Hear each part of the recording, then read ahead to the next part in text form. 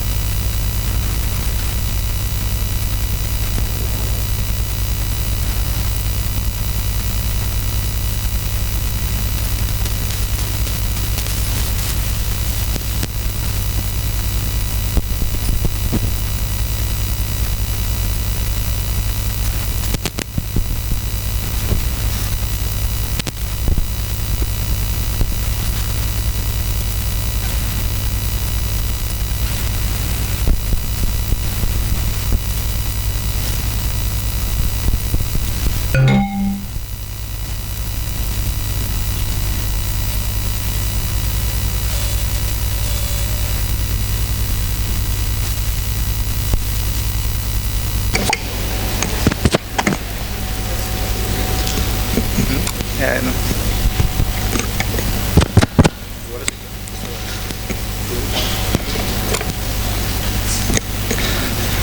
Good afternoon, everyone.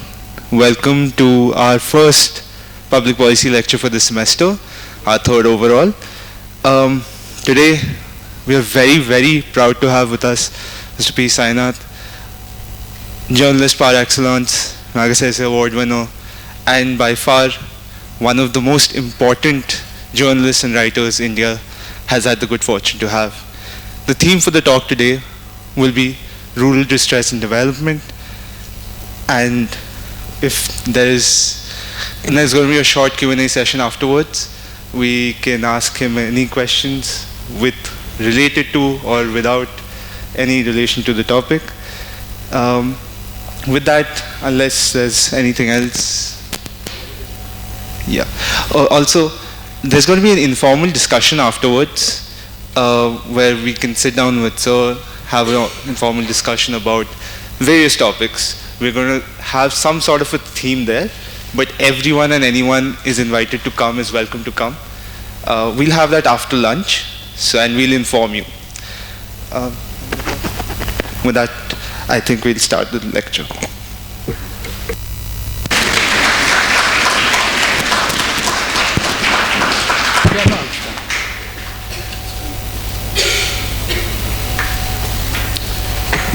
Morning, I'm delighted to be here.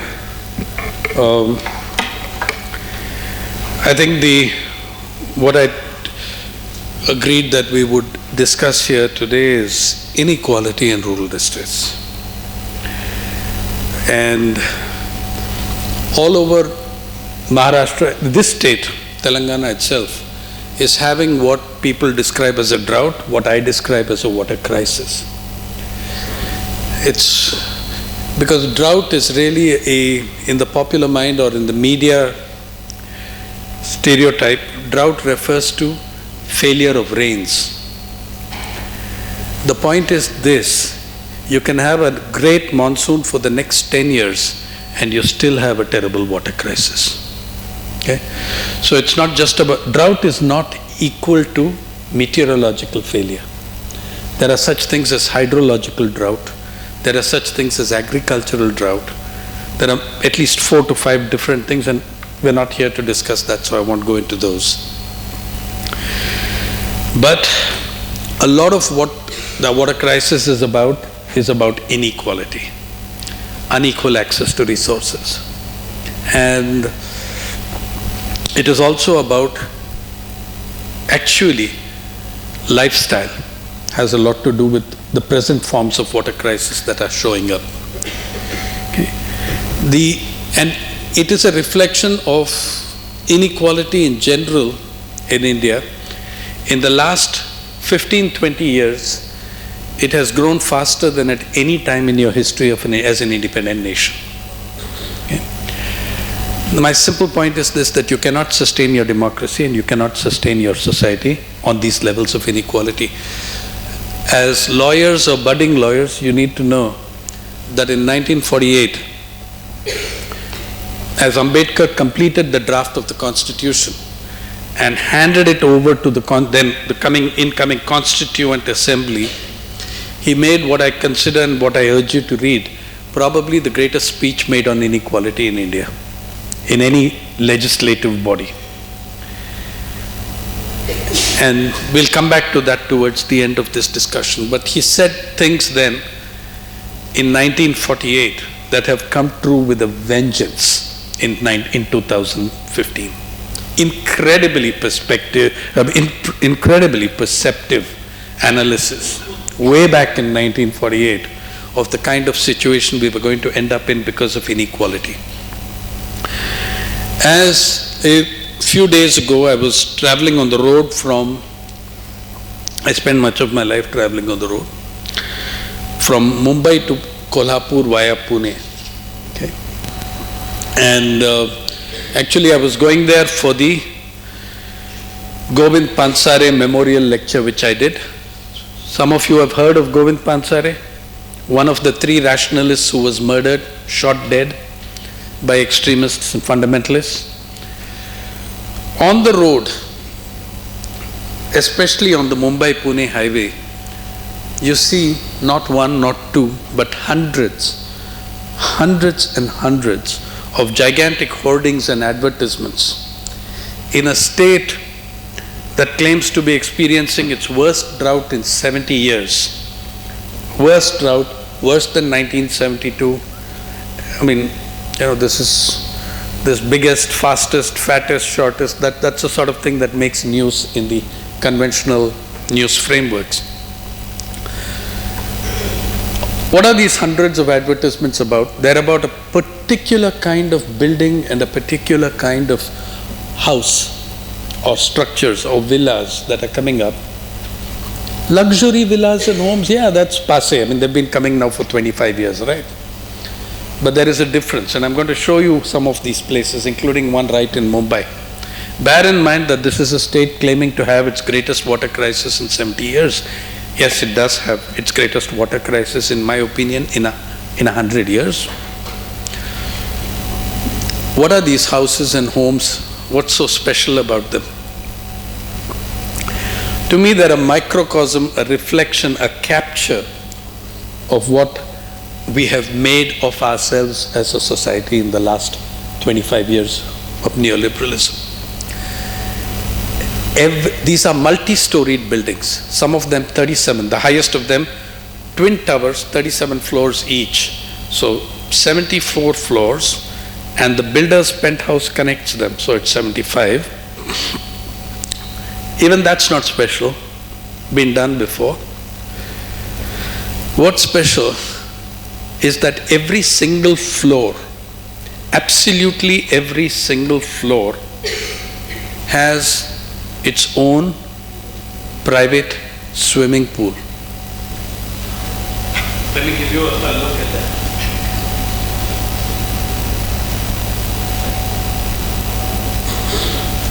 We're not talking about one building, we're talking about heaps of such buildings that are coming up.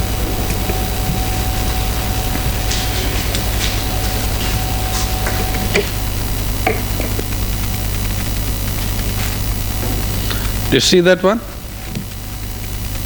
It is 30, how does one maybe make this full size on this thing?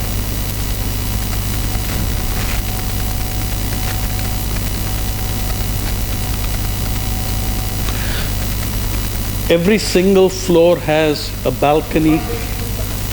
We should be, in this thing. I'm not able to see where the full size thing is.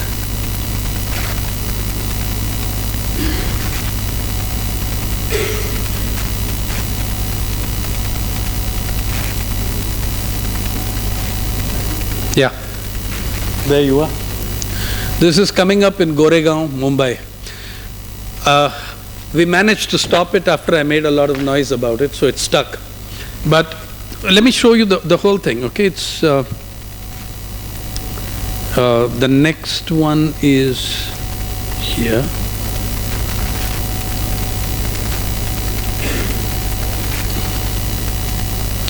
Yeah.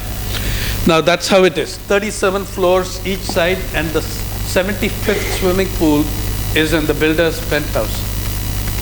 Now this is in a state boasting its greatest water crisis in 70 years. And it's just one of many such things coming up everywhere. In Pune you have 3, in Koregaon Park, in now that is the artist's vision or nightmare as it may be, when it's completed. Unfortunately, it's not been completed, and if we can help it, it never should be. This is Chennai city, my hometown. We are not so gross, more refined and cultured, so we have only one every 3rd floor. Yeah, more elegant. No. And my favorite though, of all the hoardings on the Mumbai-Pune, there is one complex of 23 luxury villas, each with a large swimming pool, and I love the hoarding for that. It's my favorite. Just read the ad. Luxury homes with an attached forest reserve. In the state of Maharashtra, even the damn tiger on the verge of extinction doesn't have an attached forest reserve. But these villas do. They have an attached forest reserve. 2 kilometers away from there are how ordinary Indians collect their water. Many of you are familiar with this, but it has deepened. The practice of bucket queues has deepened. If you look closely at the buckets, you'll see markings on them. Do you know why? The same woman would carry 5, 6 of these and keep them at different public taps as much as 3 kilometers apart. So 4 a.m. you start putting your pots. 4 a.m. Right? So I put my pot here in this queue. Then I put a second, put a second pot in this queue. It's got markings. There is a certain honor that I will not jump your queue. Okay? So I'll keep coming back and seeing. If it fills up, I'm not there, you take it aside and keep it, and then I come and collect it. Now this woman has been to, how does that work here? This lady, that is her 6th stop of the day. That's her 6th stop in the day. And she has twice the problems that other women do, because she has the lowest priority in the queue. Not only is she old, she's a woman, she's a Dalit. So she has the lowest priority in the water access. The courtesies of we extend each other, we do not extend to them. Right? They're Dalits, they're untouchable. So she can come and find her pot moved aside, pushed aside. You can jump the queue when it's a Dalit. And speaking of which, I just wonder how many of you have read the Supreme Court judgment on the Haryana Panchayats Act. Have you? Yeah? It's hard to think of a more stupid thing. Yeah? You know, if P.G. Wodehouse were to write about something like that, he would say, it's impossible for one individual to be so stupid, it requires a committee.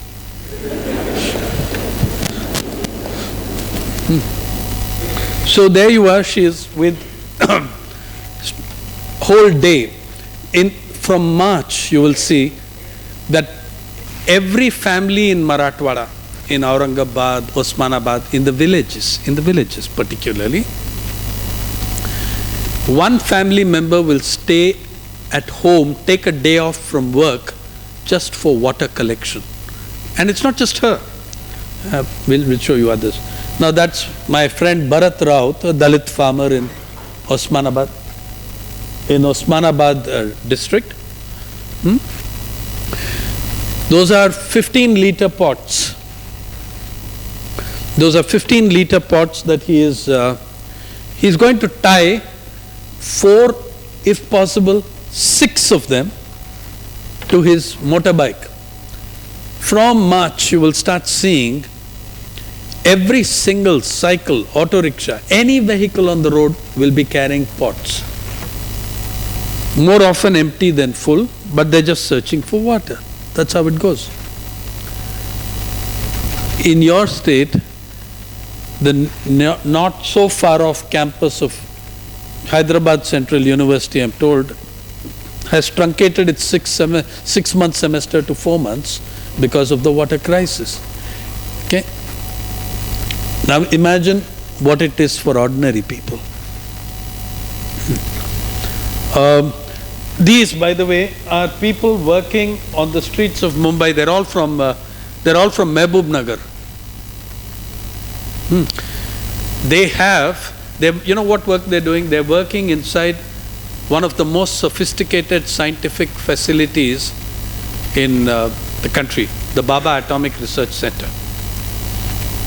They all have security clearance IDs, which I, as a journalist of 35 years standing, cannot obtain. So they have security clearance to enter and work in one of India's most sophisticated research facilities, and then they sleep on the street outside. In the rains, that's during the monsoons.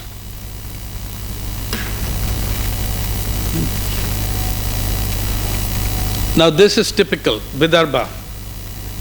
Watch how, see, she has taken 5 stones that were lying around, piled them up. She's got 2 pots. When I asked her, why do you not bring more pots like the other, she said, I own only 2 pots. Okay. She's got a big receptacle at home. So she's standing on that. That's the leaky municipal tank. She's actually doing you a national resource saving, right? Instead of the water going waste. She's standing on those, filling up that pot, then she pours it into the second pot. When both pots are full, she walks with both pots home. Home is not far away, it's 300 meters. There's just one problem. She does that 40 times in a day. What distance does that make it? 12 kilometers. Out of the 12 kilometers, 6 kilometers she's walking with about 30-40 liters of water. Okay? That is a water crisis. As the drought gets in, as the crisis gets worse, as if the rains fail, then the distances women will walk for water gets doubled. Yesterday in Hyderabad, I spoke to the All India Conference of Anganwadi Workers. The average Anganwadi worker, do you know what an Anganwadi is? Average Anganwadi worker performs a function far more important than that of any journalist or lawyer in this country. She is responsible, it's the nodal center for child and mother health from the pregnancy time of the mother and child 0 to 6. That's the critical period at which you decide whether you're going to be we decide whether that child is going to have a life or not, whether the child has a capacity to think or not, whether there will be brain or other retardation, a stunting that will take place in the child. Now these women were telling me yesterday how as the water is drying up, they're walking greater and greater distances because for the center which looks after all the children in the village of that age, they are responsible for collecting the water.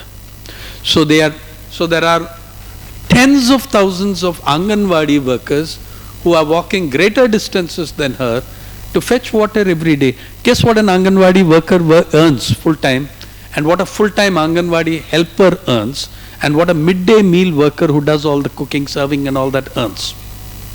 Anganwadi worker, senior, 3,000 a month. Helper, 1,500 a month. Midday meal worker, 1,000 a month. Never lose sight of the giant buildings with all those, swimming pools. There is a point there to this story. There is a point to this story, which is that this has everything to do with the incredible inequality that we have built very consciously. One can say, well, there was always inequality in India. Perhaps, I'm not so sure. But what makes the inequality of the last 20-25 years different from any other time in our history? Never before in your history as a nation, as an independent nation, has inequality been so consciously constructed, so ruthlessly engineered by policy, by design, on the arguments and philosophy and understanding of trickle down. That it's good to, Mr. Rahul Bajaj wrote a piece in the Times of India, to help the poor, help the rich first. He actually said that. Okay? Not today, 10 years ago, 12 years ago. And there is this argument. There are also those who think that inequality is not a bad thing.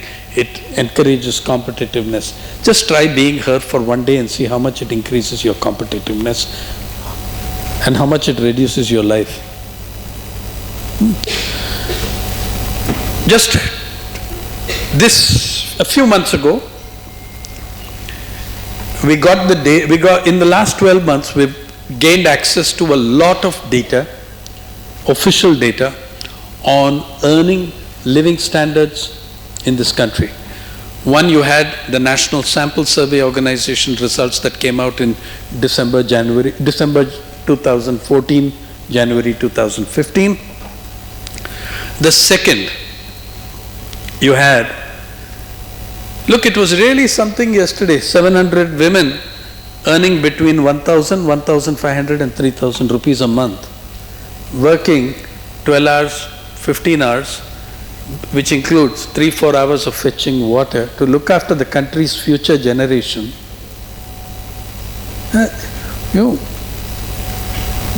Think of people as human beings, not as numbers, balance sheets or projects.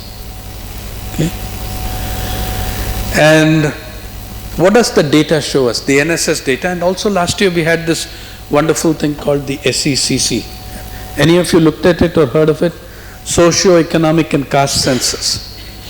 The first remarkable thing about the socio-economic and caste census is that they are too frightened to let you have the caste data. They've suppressed it. So it's only really a social… And frankly, I personally think that the caste data will be horribly flawed. It's also who does the counting, But the socio-economic data is quite interesting. Let's begin with farm households, for which the data comes from the National Sample Survey Organization. For your information, between 1995 and 2014, which is a period of 20 years, the data of the National Crime Records Bureau, NCRB, tells us that over 300,000, I repeat, over 3 lakh Indian farmers have committed suicide. That is the greatest recorded wave of human suicides in history. You can talk about ratios, you can percentages, whatever you want, but that is the single greatest number that you will find recorded in human history. 300,000 people. I hope you know that a very significant number of those farmers are from Telangana, not very far from you. My friend and colleague Narasimha Reddy of Enadu, who's with us here today, tells us that it's even now severely underreported. 4 or 5 a day are killing themselves in the Telangana region. 4 or 5 every day. That means 1 every 6 hours. Yeah? So there you are. 300. Now, what does the average farm household earn in this country? Any idea? Remember that it's a farm household. The data is for household income. In the case of NSS, the data is for the household income. And the average household is calculated to be in India 4.9. We'll round it off at 5. I've never met the 0.9. So, 5-member households. What do you think is the average monthly income? Just ask yourself what your monthly canteen bill is. What is it anyway? Sorry? 3,000? Okay. You see, you had to think to tell me because you don't really notice the cost. You had to think and tell me.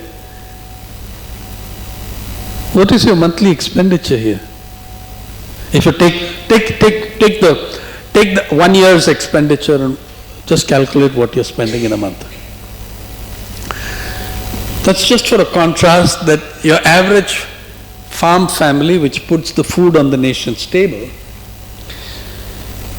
the NSS average is 6,426 rupees a month for a family of 5. So the per capita is under 1,300 a month. The per capita income is under 1,300 a month. And these are farmers. What about agricultural laborers? So, mind you, this 6,426 figure is also misleading. It's an average between Kerala and Punjab, where it's about 10,000. Kerala is 10,000, Punjab is 9,500, something like that. And Chhattisgarh and Odisha, where it can be 3,000 or less, or 3,000, 4,000. That average gives you 6,426 a month. Then, what does the socio-economic census tell us about rural households, rural income? 90% of rural Indians do not have salaried jobs at all. That's the first thing it tells you. 90% of rural Indians do not have a steady, assured salaried job. 75% of rural households, 75% of rural households, the main breadwinner draws in less than 5,000. You've got your rural population in the 2011 census is 833 million.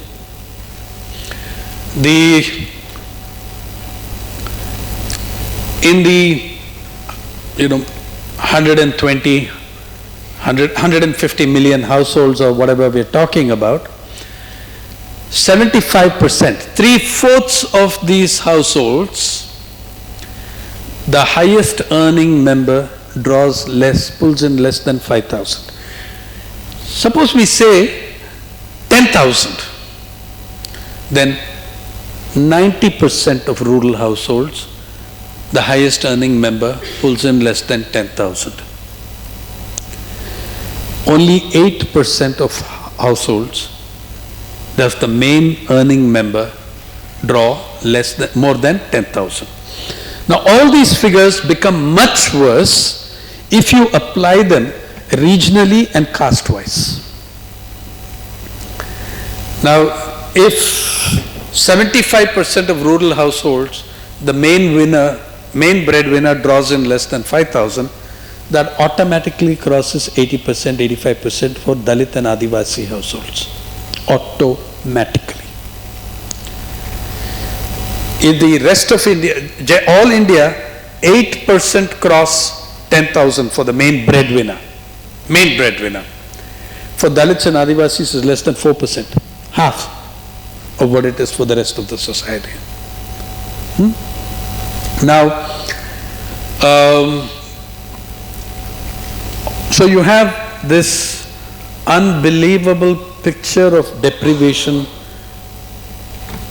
for 3/4 of 2/3 of the population. because rural India accounts for 69.8% of all Indians. And then you have the wealth. The reason I began by showing you the swimming pools, you need to understand this. Never, ever try understanding Indian poverty. Never try understanding poverty in India without understanding wealth in India. Don't try looking at these as separate entities. The incredible affluence of the few is closely connected with the unbelievable misery of the many. These are inextricably linked. They're not separate planets. You know, the most telling thing for me about the swimming pools, etc., if you're a reporter like I am, what do you do when you see this? Who do you go and talk to? Who would you speak to if you saw these buildings there coming up? Really? No, not a bad thing to do. I would, but I said the first. Sorry? No, the first persons I would speak to are the construction laborers putting up those buildings and ask them, where are you from? Who are you? Every one of them told me, sir, we are small farmers, agricultural laborers. Why have you left the village and come here? What to do? There's no water in the village.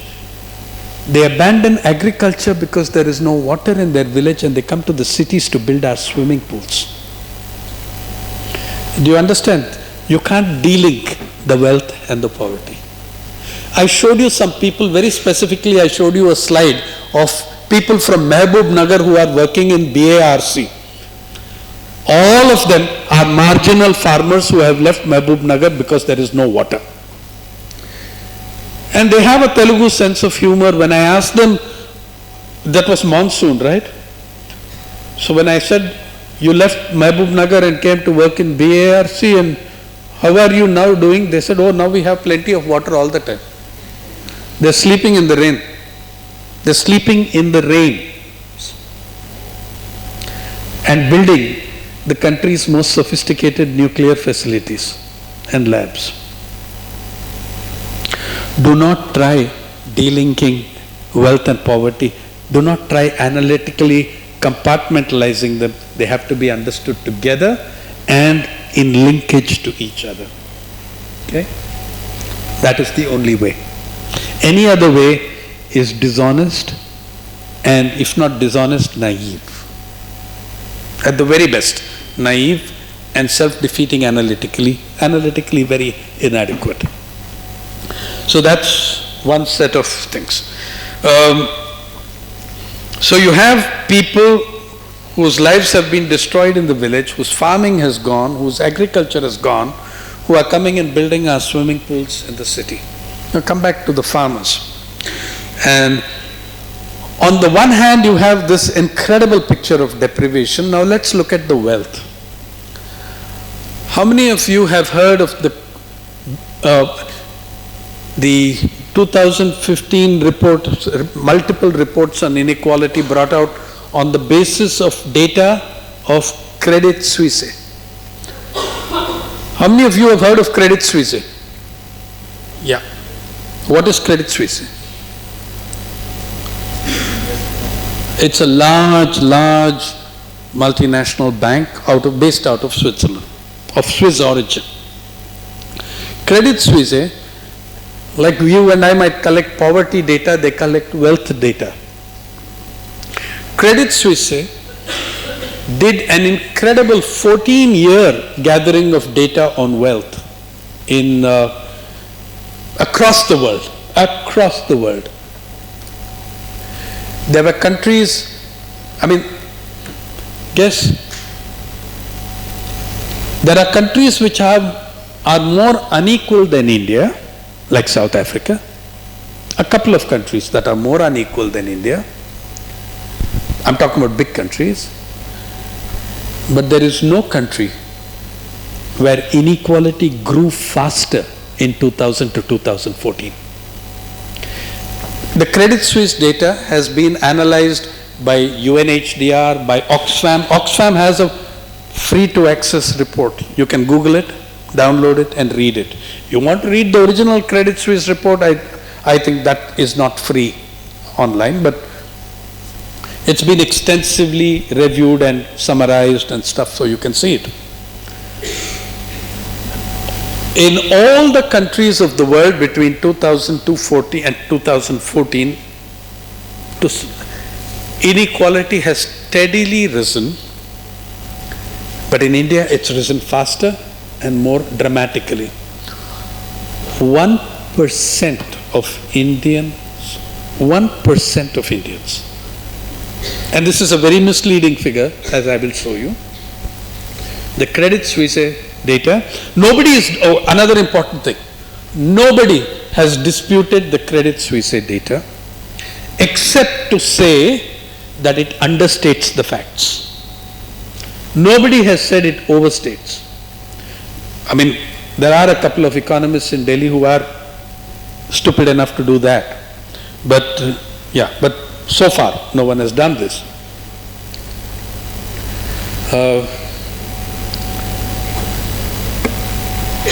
The 1% of Indians own 49% of all household wealth. Total household wealth. 1% of Indians owns all of it. By the way, that 1% is very misleading because within that 1%, it's within the top 0.1%. Now, I suppose I should give you another figure from another major country for you to be able to compare. How great control of 1% over 49% is. Let's take the archetypal capitalist economy, the United States. Top 1% of the United, and by the way, it is universally accepted that the United States today is more unequal than it has ever been in the United States history, A. B. Not disputed by any economist. The present generation of Americans are the first generation since the founding of the United States to have lower living standards than the previous generation. It never happened since the founding of the United States that one generation has had lower living standards than the previous. The current generation of Americans has, you can look at Joseph Stiglitz, you can look at Paul Krugman, you can look at anybody, you can look at the data directly by yourself.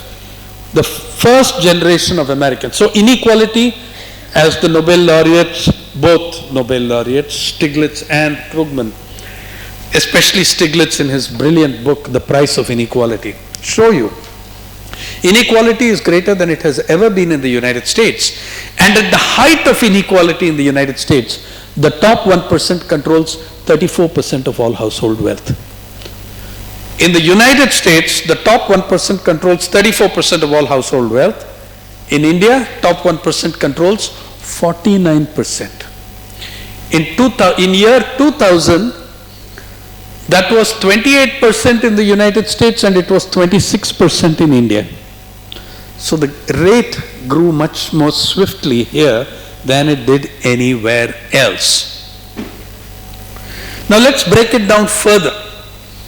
It can be done. NewsClick online has a good video on it and you can go and look at it. How do we look at these? Who are these 0.1%? By the way, in Forbes, you're familiar with the magazine Forbes? Yeah, my favorite website, Forbes. There's a page, forbesbillionaires.com. Every March, they announce the list of billionaires country-wise in the world. I never miss it. It's my favorite list, you keep looking and hoping that maybe one day. So, by the way, they release the data every year. Forbes releases the billionaires data on March 8th, International Women's Day. There are very few women in the list. But maybe it's an aspirational thing. Now, in this Forbes billionaires list, India ranks 4th. Sometimes 5th, because occasionally some German, bunch of university students doing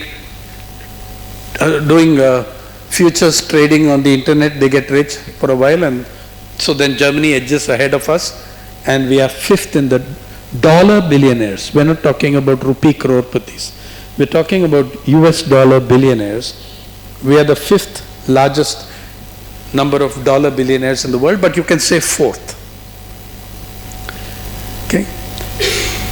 The same nation that is, okay, and you can say 2nd, because if you take billionaires and you look at their average net worth, who are the 3 countries above us? At the top, of course, is the 800-pound gorilla. Okay. 2nd is Russia, 3rd is China. All countries that have followed policies and development paths very similar to ours in the last 25 years. But I say that our billionaires, I'm very chauvinistic about this. Our billionaires are much better than Russian and Chinese billionaires. The average Chinese billionaire's net worth is 1 billion. Our guys are worth 3.5 billion apiece. Okay? So I don't take the Chinese competition seriously at all. Make in India is good for me. The Russians, as for the Russians, I don't take them seriously at all. They have much larger numbers of billionaires, but there is our obvious Bharatiya moral superiority. Every 5 years, the Russians send all their billionaires to prison. We send ours to parliament. Okay. Do you know that today, 82% of the Lok Sabha, 82% of 543 MPs are self-declared crorpatis. The others are not declared.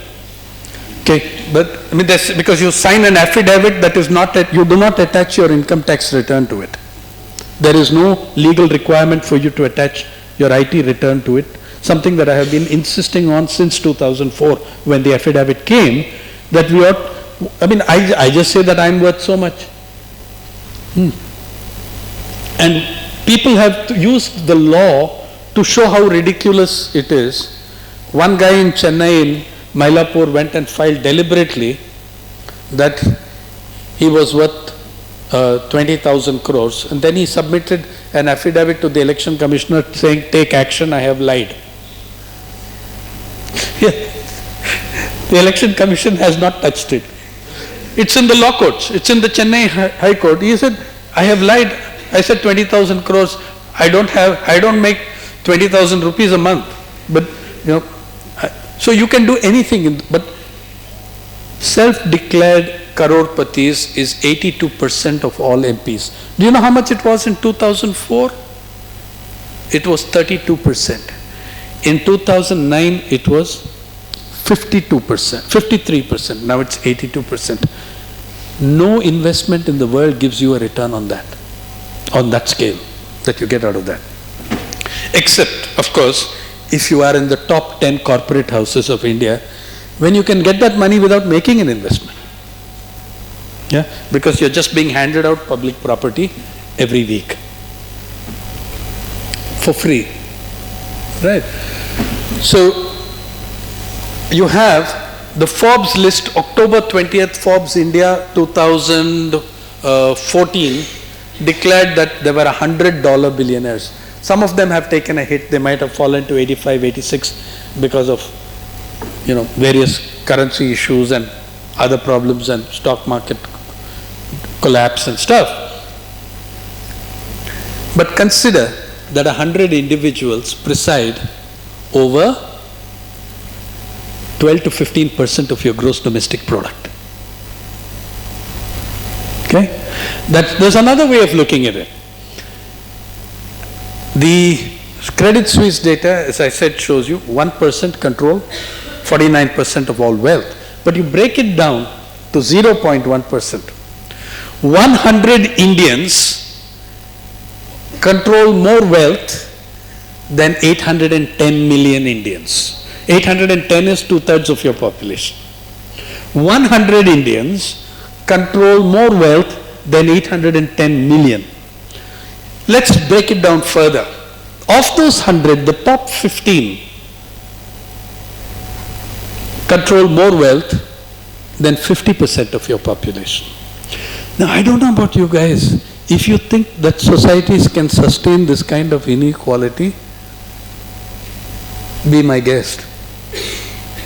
I don't think you can. I don't think you can. I don't think any society can. 15 individuals own more wealth than 50% of your population. Have a look. See, all this data is available to you. It's not something that I have got from some secret source in, it's all published data. It's available to you. You can look at it and find out what your nation is, what your society is. Yeah. Those 300,000 farmers who committed suicide, very large numbers of them owed their debt, which drove them to suicide, was 1 lakh, 2 lakhs. There are farmers in households where Narasimha and I have visited in the state of Andhra Pradesh and Telangana, who killed themselves being unable to repay 40,000 or 50,000 rupees. The non-performing assets of the top corporate houses and 1% rich in India in the public sector banks, which have been looted by private sector barons, including Vijay Mallya, on whom I did that story in 2013, which stopped him from getting any further loans. The amount there would run the NREGS for 30 years. Okay? The amount of looted money. But just NPAs would run the NREGS for 8 to 10 years. Oh, sorry. You're spending now 31,000 on the NREGS and 70, a hell of a lot more than 10 years. Okay. You've got this. How many of you, so 100 individuals own more wealth than 810 million Indians, and the Anganwadi worker gets 3,000 rupees a month, including that chore of collecting water at that time. The midday meal worker, the number one source of nutrition for the Indian child. A few years ago, I came to this very state of Telangana, then part of Andhra Pradesh, and to that very district of Mehboob Nagar, and was surrounded in a village by very, very angry mothers. This was in mid-May. Temperature must have been some 47, 49 degrees or some such pleasant condition. And for my sins, I was mistaken for a government officer or whatever. And they were demanding that the schools be reopened. I said, you're crazy. The government of Andhra Pradesh had closed the schools 15 days earlier than usual. They closed the schools early in April because of a heat wave and heat stroke. So I told the moms, you guys are stupid. I mean, you guys are crazy. Your children will die of heat stroke. They said better they die of heat stroke than of hunger. Because the only meal those kids were getting was the midday meal in the school. In Thane, on the border of Mumbai, richest city in India, 70 kilometers from the richest city in India, perhaps Asia outside of Japan, I was surrounded by teachers at a government school. Okay, the teachers came, this was Thane's Adivasi area, and the children there in the school are mostly Adivasis. The teachers came up and said, are you a journalist? Guilty as charged. Then they said, sir, can you please write and demand that the midday meal ration is doubled on Mondays? I said, doesn't make sense to me. If I would be the happiest person alive if you doubled the midday meal ration every day because your country's children need it. Are you aware that 1/3 of the world's stunted children are Indians? Because at that critical age, they don't get the nutrition they want, but your Anganwadi worker helper gets 1,500 rupees a month. And she's supposed to look after all the kids in the village who come to that center. Now, so I said, I don't get it. Why do you want the midday meal ration doubled on Mondays? They said, sir, no teacher in our school is willing to take a class before 1 p.m. on Mondays because the children have not eaten a morsel since the Friday midday meal. There is nothing in their homes. It is their bellies are on fire. They're sitting in the classroom. Which teacher can discipline them? Can we go and hit them because they are shouting, because they are indisciplined, because they are hungry? So they said on midday meal scheme, sir, it should be double ration on Monday. A month later, I was narrating this story in Helsinki, Finland, one of the best off capitals in the world, one of the best off countries in the world in human development. Two old gentlemen in the last row put up their hands and they told me, we'd like to share something with you. The principle of doubling midday meal ration on Mondays has been in force in Finland since 1948. Even now they observe it in rural areas because they assume that the children coming out of those areas, or the remote areas, have much less access to food at home. And that, you know what? We are 5th in the world in the dollar billionaires list and 135th in the United Nations Human Development Index. Finland is number 5 or 6.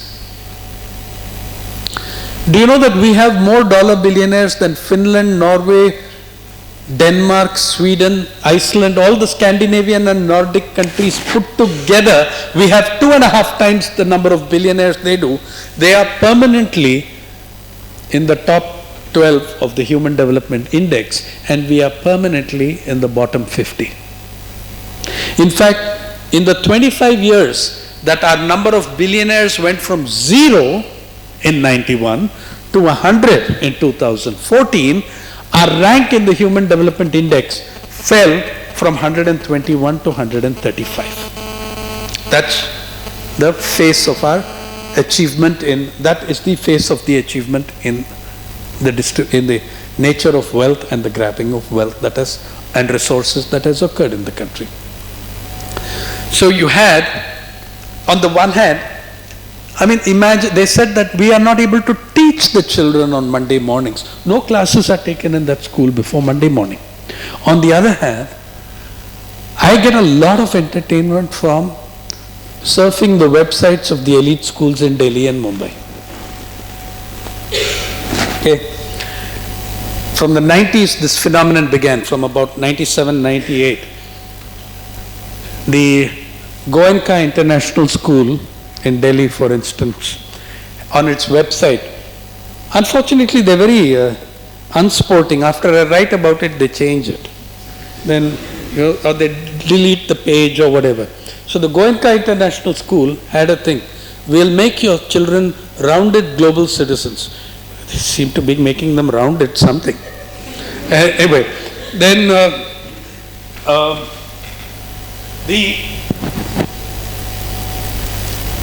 it says, because we're making them global, right? We're exposing them to global culture.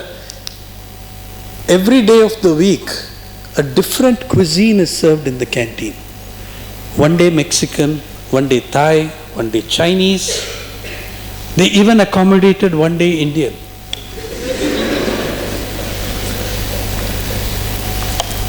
And the website says, or said, the meals are prepared under the guidance of expert dietitians, and only premium quality mineral water and organic vegetables are used. Great. Then Sanskriti School, Delhi. They actually overhauled that website soon after my piece on it, which said, I loved it. The Sanskriti school, see, it's so elite that just being the son of a a minister of state isn't good enough. Your dad or mom has got to be cabinet minister or something like that. I mean, it's very elite. So anyway, they had a thing, composition of the board. The chairperson of the board, it says the chairman of the board will be whoever is the wife of the serving cabinet secretary, Government of India.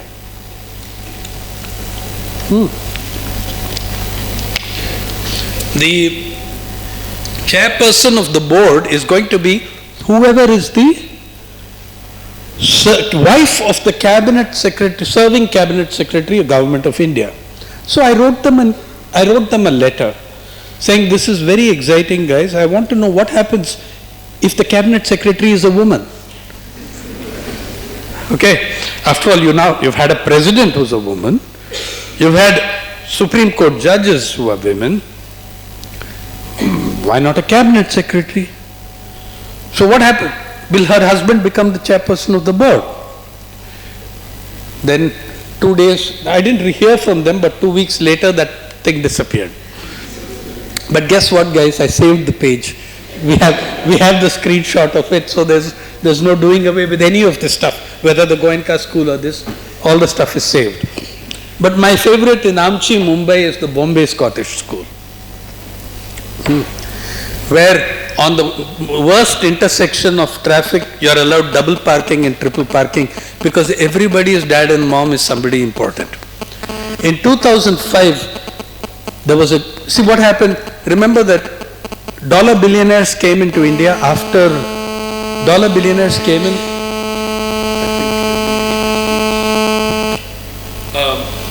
into India from the 2000s really in large numbers. When Forbes started this game in 90s, we didn't have any.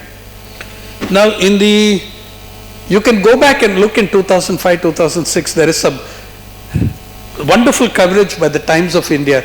I mean, this sort of subject, only the Times can really deliver, right? So,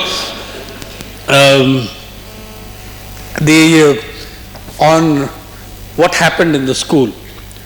Every year at the annual day, within all these important parents, they had a special shamiana for the millionaires, the parents, the really important people. Within the VVIPs, the VVVIPs. But into this Garden of Eden crept a serpent called billionaire. Now there was a huge problem about how to accommodate. You can't put a shamiana within a shamiana. We can try, and in India we will try, but they had this problem. So, and they had a big struggle over it. We as a nation, we are very, very hierarchy conscious. That's why we invented the caste system. So there was a huge problem over where would the billionaires be seated, the ultra super mega rich. And so the venerable Bombay Scottish School for 2 weeks was the site of a bitter class struggle between millionaires and billionaires. You can guess who won. We won't go there. Compare that with the school where the mothers are saying, reopen the school in mid-May in Telangana so that our children get to eat 1 meal a day. Compare that with the school in Thane where the teachers beg me, sir, please get the midday meal ration doubled on Monday because the children have not eaten a morsel, and your midday meal worker for her services, because it is usually a her, is paid 1,000 rupees a month. Okay? You have this incredible injustice and inequality. You need to think about it. By the way, how much inequality is increasingly entrenched in our legal systems, in our access to justice, in our access to law. Consider that stupid judgment Yeah? On the Haryana Panchayats Act. Firstly, it is outrageous to me that the Supreme Court did not pull up the government of Haryana for failing to provide education to its people. You don't provide education, there is no penalty for that. Though you are constitutionally bound to educate your population, you have failed, you have violated the constitution, you have violated the law, you have violated the basic principles of human decency and dignity. For that there is no penalty. But you didn't complete 8th standard, so you can't contest panchayat elections. 67% of Haryanvi women are ruled out. You've completely disenfranchised them. They can vote, but they can't contest elections. Okay? By the way, Vijay Mallya has a PhD. He can contest elections. Now, if you then applied that principle to Dalit women and Adivasi women, the percentage of exclusion becomes far greater. Yeah, it undoes the wonderful things that Panchayati Raj actually did. It undoes that hugely. It hugely damages what has happened. That the few things that have happened in favor that allow that next generation of those women to get educated. Gone. You have a society where you have this, wonderful shouting about Swachh Bharat and not a word about the 1 million human beings who live as Safai Karamcharis, who carry night soil in this country, almost 1 million of them according to the census of India. Not one word. What is Swachh Bharat? It's Salman Khan with a broom on the street. Or Deepika Padukone. There are 1 million people who carry, mostly women. 90% of the night soil carriers are women. Not women. They're 13 and 14-year-old girls, okay? They carry shit on their heads to keep your cities clean. Like those construction workers who were farmers in their village and are building swimming pools in the city. You've got this unbelievable and grave inequality.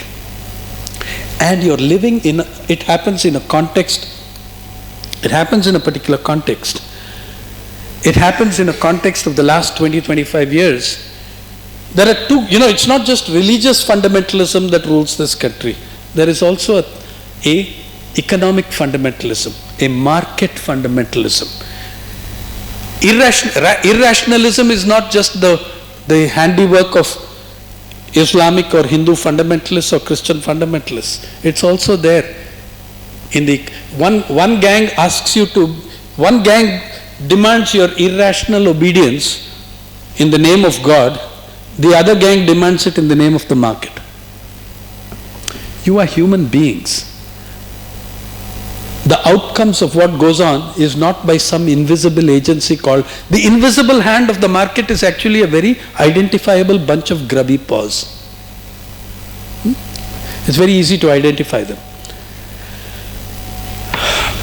The kind of irrationality that we live with, promote, enhance and encourage is driving deeper and deeper fissures between different sections of Indian society. Ambedkar said in that 1948 speech, when he handed over the constitution draft, Baba Saheb said, I hand over to you this fine constitution with deep trepidation. We have entered a period of paradoxes and contradictions. I'm paraphrasing.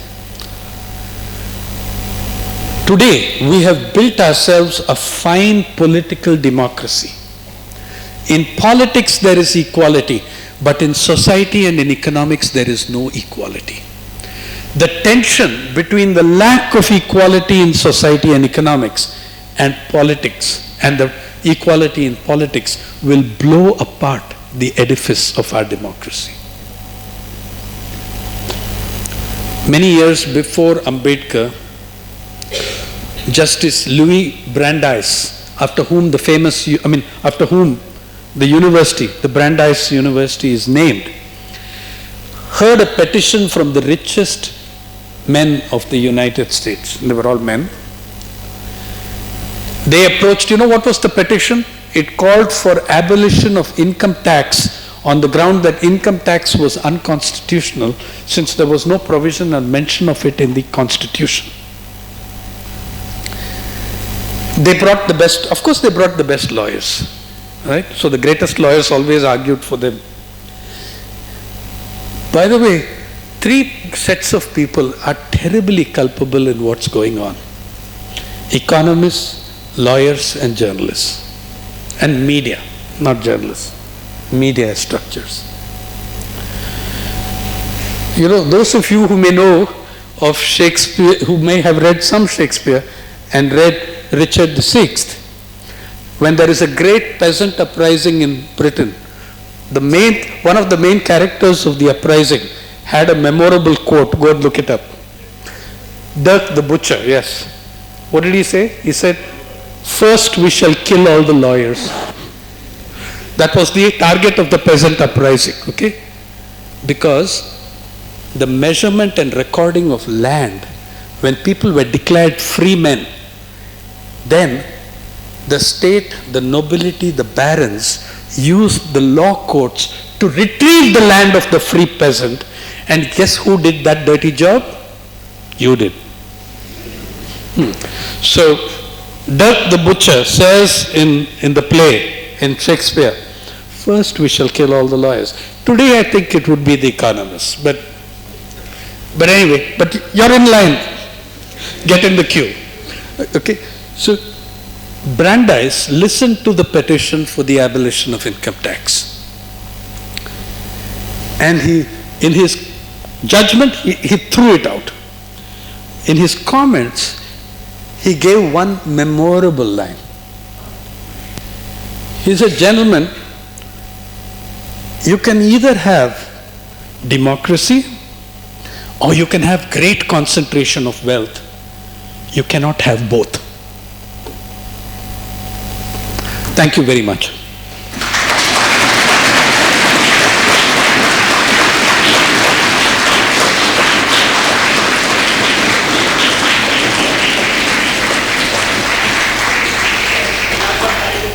Yeah. If you want to ask a question, just put the mics on, introduce yourself, and go ahead.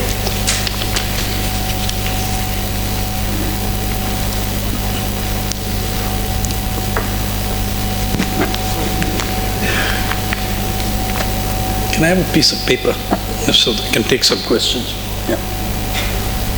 Yeah, just mention your name before you ask the question. My name is Karthik. I'm in the final year. Yeah, Karthik. So we heard a lot on the problem, but few words on the way forward, the solutions, what to do. Sure. Maybe I take 3 questions and then answer them together. Yes? Can you wave a hand? I can't. Yeah. Yes. So, can you please tell us the corruption in the same things which you are talking about? Say like in UP, I come from UP, so I know that for getting even an Anganwadi post, you pay all around 1 lakh to 2 lakh rupees to politicians and all. So that's also one aspect which we, I guess, missed, because not only the money or the amount of work they are doing, it's also to get that even small place, a post, you have to like pay. Yeah, I get it. Yeah. So you want me to comment on the corruption? Third question. Hi, I'm Rohan. This side, sir. Yeah. So you talked about the farmer's income, right? The farm household income. So, and you talked like agricultural labors, then you used the word. Can you describe in a bit detail like the plight of agricultural laborers, because they're at the lowest bottom of hierarchy, especially Vidarbha and Telangana looking at the water crisis. Yeah, thank you.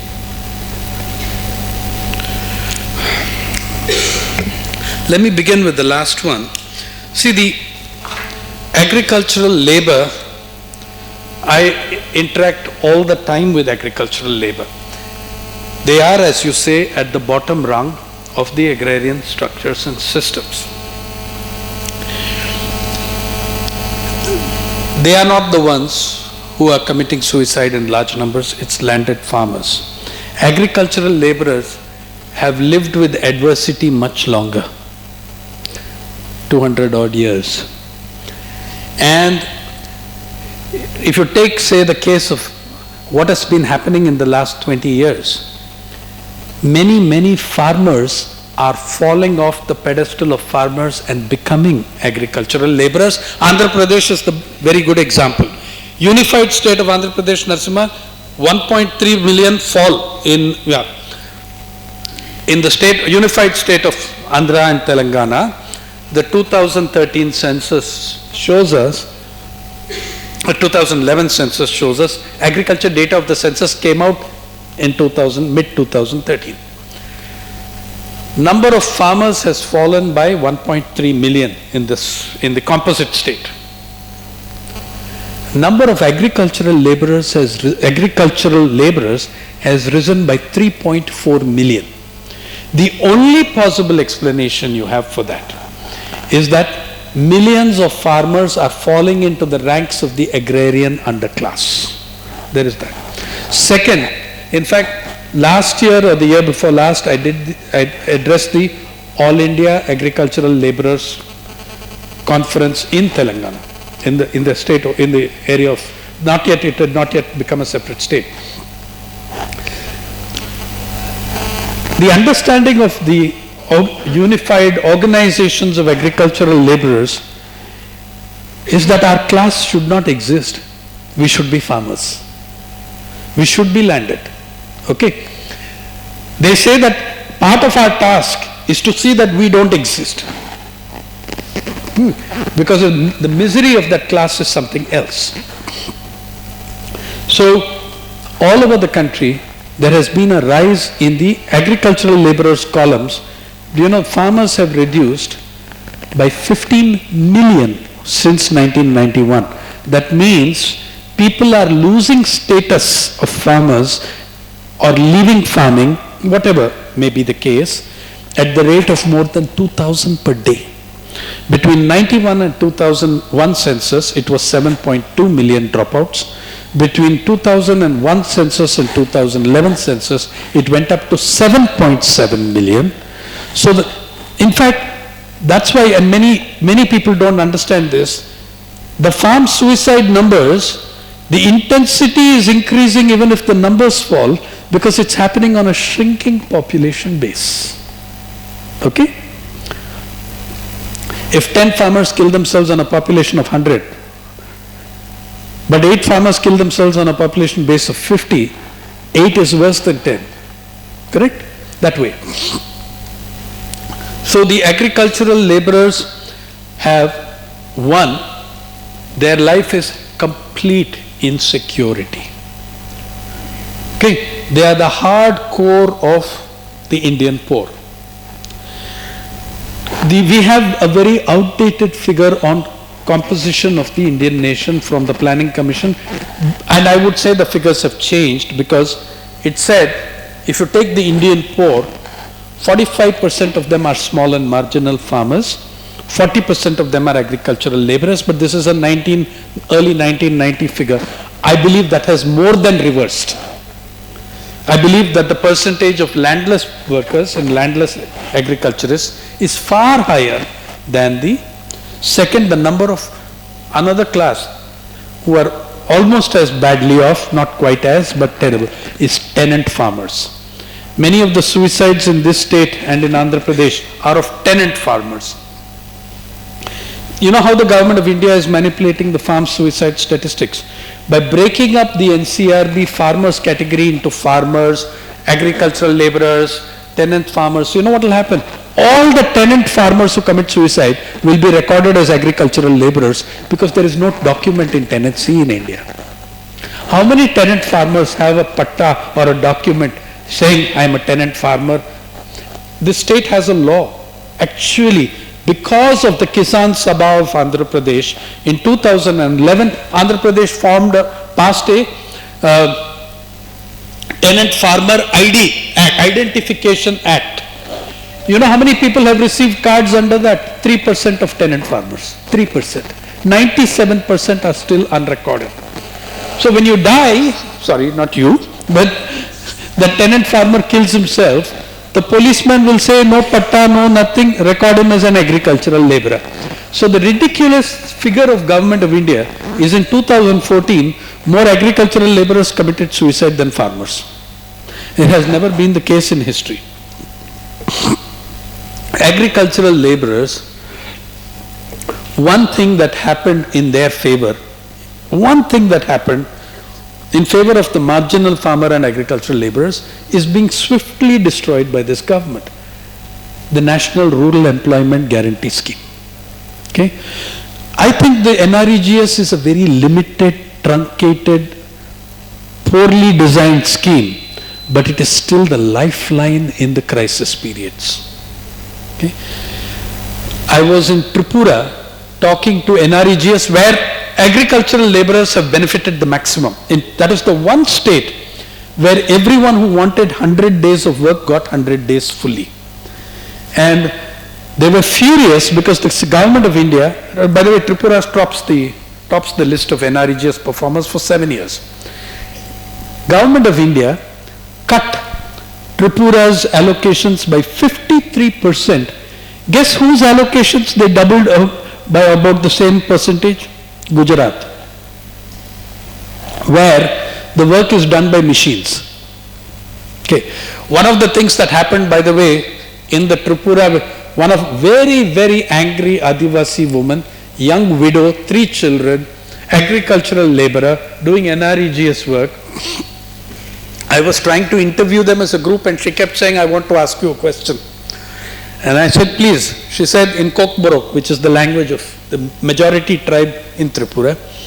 She said, what is this Swachh Bharat stuff that we keep seeing on television? And she said, if you're going to keep our stomachs empty, you don't need to construct toilets. Okay? That was the agricultural laborers' response to Swachh Bharat. One, their permanent insecurity. 2, highest degree of poor shelters or no shelters. 3, no fallbacks, no assets or very low assets or no assets. 4, indebtedness, but by the way, landed farmers can have much greater scale of indebtedness because they have a collateral, which the agricultural laborer does not even have.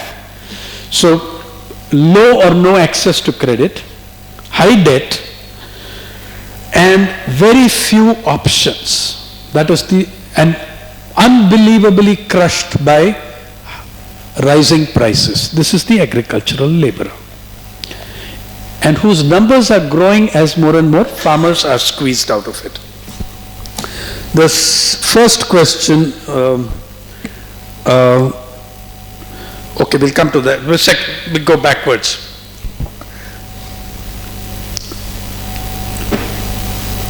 Of course, I mean, I fully understand the kind of corruption you're talking about. As a rural reporter, even if you report in the cities, you will see it. It's not something restricted to the rural areas. It's not restricted to the rural areas. Listen, the entire system of capitation fee is a form of corruption. Much larger than that bribe that the Anganwadi worker has to pay to get her job. Your entire capitation fee is an illegal process. It is a form of large, entrenched, privileged corruption. And look at the fact that India has $100 billionaires and none of them figures in the top 20 taxpayers of this country. Tell me about corruption, boss. The richest people in this country don't figure in the top lists of taxpayers in this country.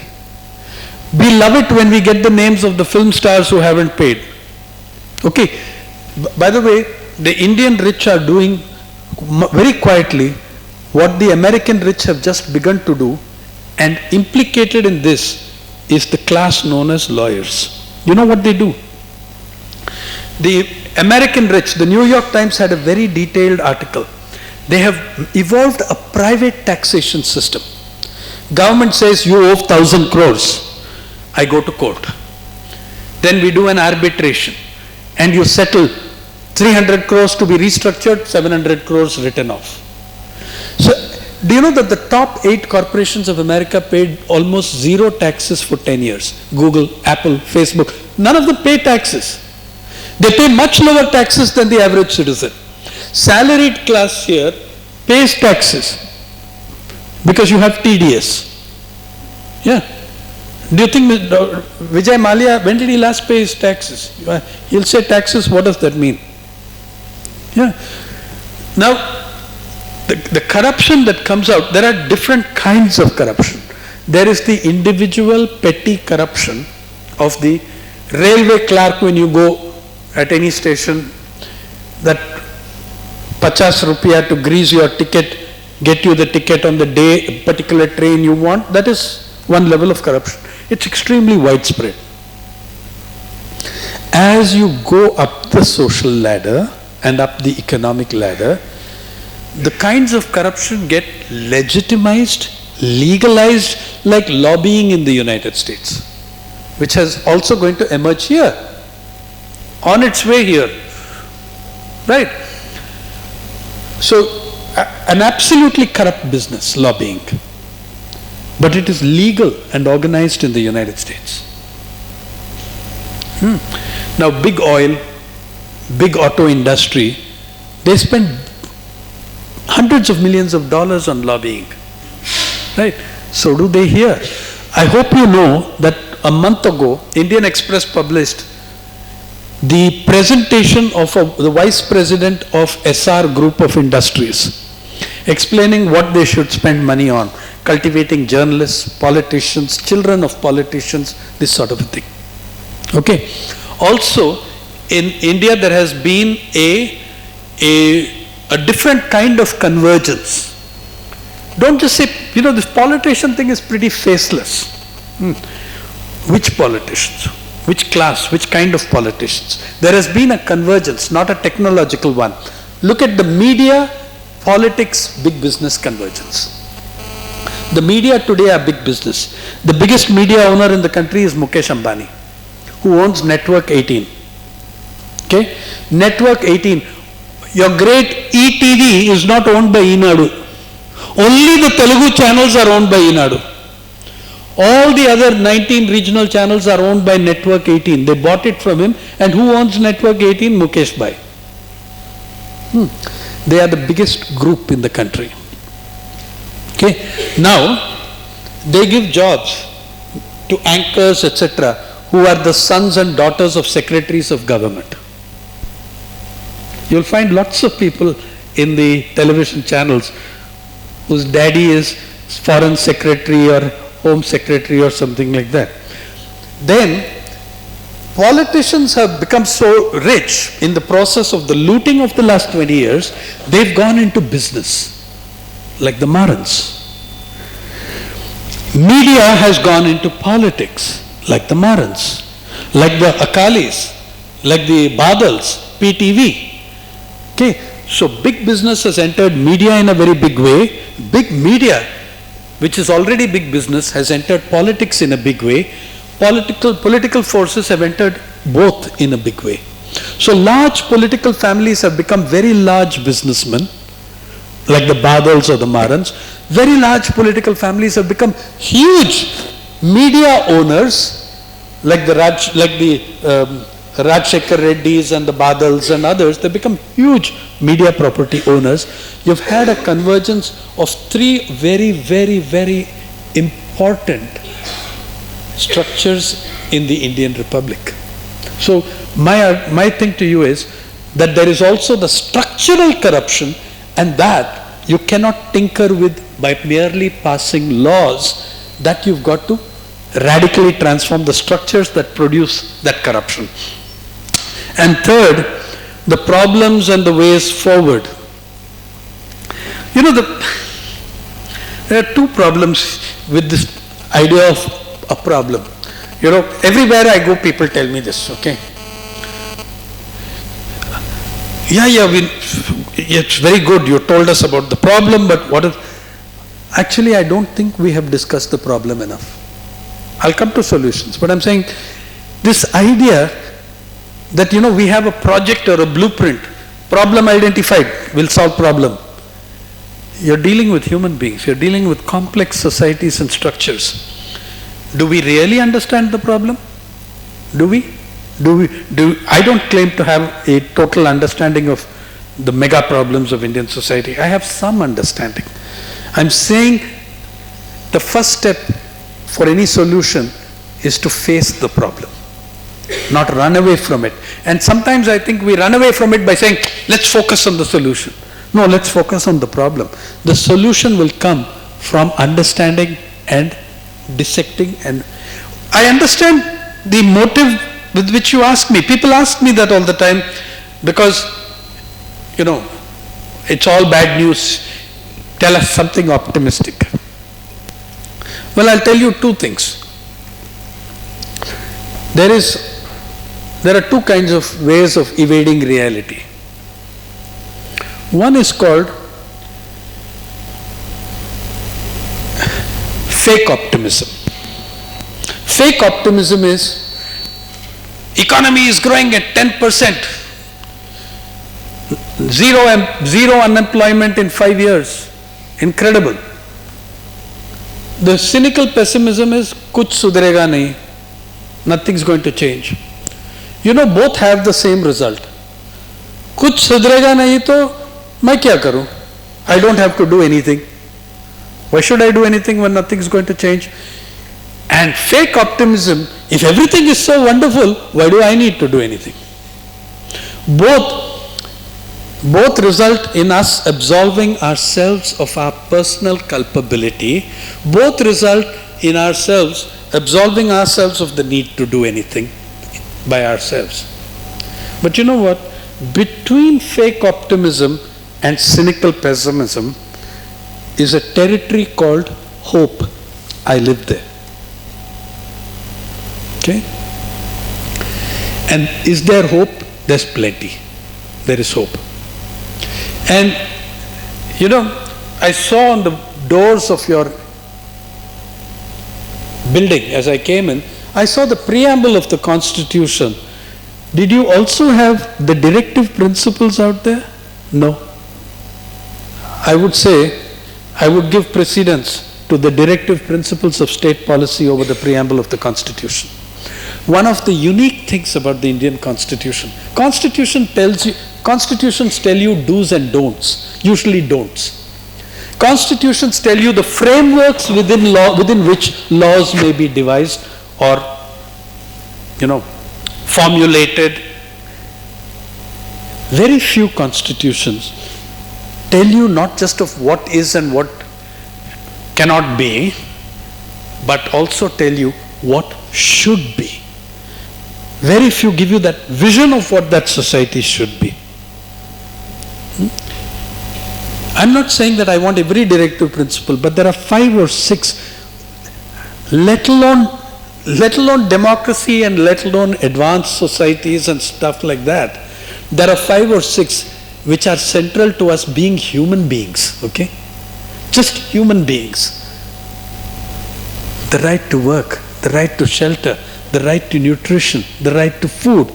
What we have done is to put in truncated versions of these into law. Your right to food is a terribly truncated, limited version of the principle of universality.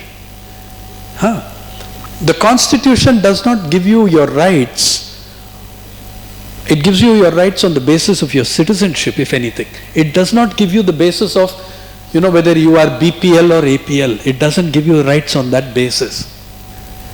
And those categories are anyway so false and fraudulent.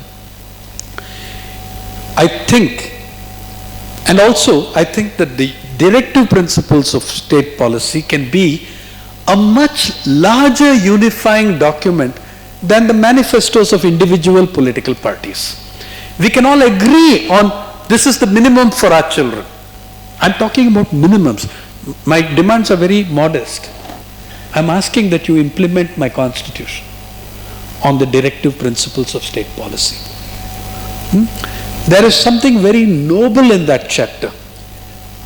It goes, for me it's, the fundamental rights may be the heart of your constitution, but the directive principles are its soul. Okay? Take these seriously. I would have you put up the directive principles of state, give them that prominence on the front walls of your building that you give the preamble of the Constitution. Okay? Then there is one more set of rights which, as you have almost certainly never read. Everybody would have read two rights in that. United Nations Declaration of Human Rights. Every one of us knows right of the conscience and of freedom of expression and Article 19 and but there are three what I call the invisible rights in the UN Declaration of Human Rights. The invisible clauses, number 23 to 27, read them. The right to decent wage, the right to organize, the right to strike, the right to protest, the right to collective bargaining, the right to decent work. These, to my mind, are the most important part of the UN Declaration of Human Rights. Every hour, every day we live in violation of this and these in this country. Directive principles and those 5 clauses. Let's accept that these, if you achieved the directive principles on shelter, health, nutrition and education, would you be able to recognize that society? That's the way forward. We can start there. And also, by the way, there are hundreds of movements in this country, some very significant, some very tiny, which fight for food justice, not for food security, not for food sovereignty, but which fight for, like the Kudumbashree movement in Kerala, involving 4.2 million women. There are people doing the things that I'm telling you is the way forward. I'm only talking, they're doing. Yeah? Sorry, you had a question.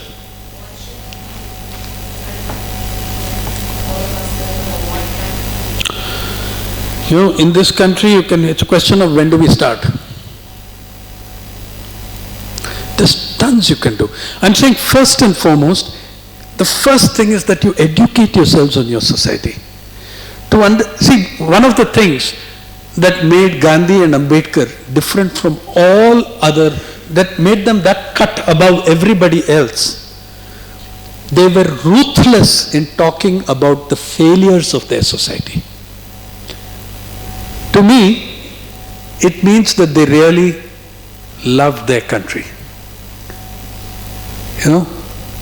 They didn't say Bharat Mata right or wrong. They said all wrong. They were absolutely, Ambedkar was unsparing. Yeah? My understanding is that unless you are that unsparing, you have no chance of fighting, confronting those great challenges, because a lot of this self-education consists of looking at our own culpability, our own connivance with the system. It consists of looking at, I accept, I have for 1 hour criticized what has happened in the last 20-25 years, and I was criticizing, 25 years ago I was criticizing what had happened in the preceding 25 years. I'm consistent. But I will say without hesitation that these policies which have enriched and entrenched privilege, I am a very big beneficiary of those. I think it's necessary for us to be able to see that and not get defensive and say and reason it. That we are part of this. We are part of the problem. When we accept that we are part of the problem, you can start thinking of ways forward and how to be part of the solution. One way is, as I said, in your own field, there are many things that you can do. One is develop something on the directive principles. How does one develop, how does one develop material on this? One of the things that is going on, today, we saw this intolerance debate, and I fully supported the writers and artists who returned it. But every day in the countryside, every day, we have the criminalization of dissent. POSCO, an Adivasi couple, Ravi Jarika and his wife, educated BSc degrees from University of Cuttack, never been in a police station in their lives until, not POSCO, Kalinganagar. They've never been in a police station in their lives until they run into the Tatas and refuse to give their land. Ravi Jarika and Uma Jarika have 91 cases against them. 91.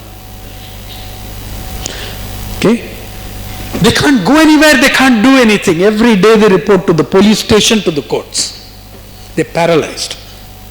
Abhay Sahu, leader of the anti-POSCO agitation, successful agitation. 54 cases when I last met him. Hundreds of people in villages from where they cannot venture out, they can't go for their sister's wedding or brother's wedding or whatever it is. They'll be arrested the moment they step out. Kalinganagar, POSCO, Vedanta.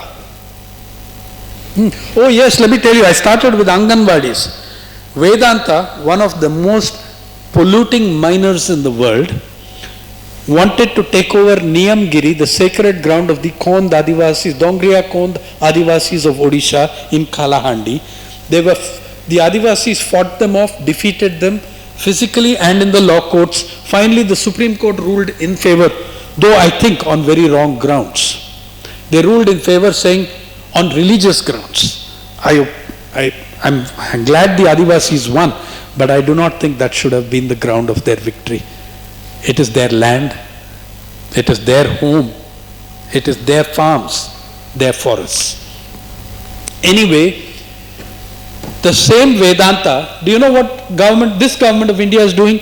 It's privatizing Anganwadis. 4,000 Anganwadis are to be handed over to the management of Vedanta. Cairns India is the front company. The Indian front company of Vedanta is Cairns India. Heard of Cairns? Yeah. 4,000 Anganwadis. Man, your future generations' basic physical and mental health, you're putting in the hands of a profit-seeking corporation. Have we even begun to understand the problem? It is beyond insane. It is criminal insanity to do that. We're doing that. So there's plenty you can do. You can think of public interest litigation to halt this process, say it's absolutely criminal. You can work on helping, just on documenting the process of criminalization of dissent that is going on in one site after the other, where the land of poor people is grabbed to build buildings with swimming pools for rich people. Oh, there's no shortage of things that you can do. But above all, begin it by educating yourself on who we are, what our role is. Then we will find many things we can do. Okay, so Sainath and Mr. Reddy are around for some time. Those who don't have class can also come and have an informal chat in an hour or so. Obviously, the certain topics here. Yes. We will get the certain talk for some time. And so we thank Mr. Sainath for the engaging lecture.